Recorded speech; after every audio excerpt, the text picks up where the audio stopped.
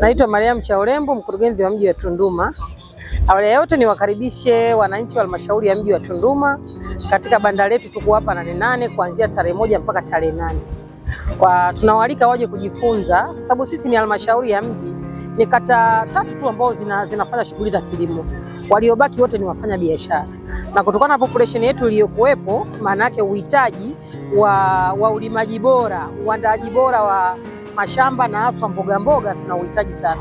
Kwa hiyo sisi kama halmashauri ya mji tumeandaa vitaru ambavyo wanaweza wananchi wakafanya nyumbani ili mbali kupata huduma ya mboga.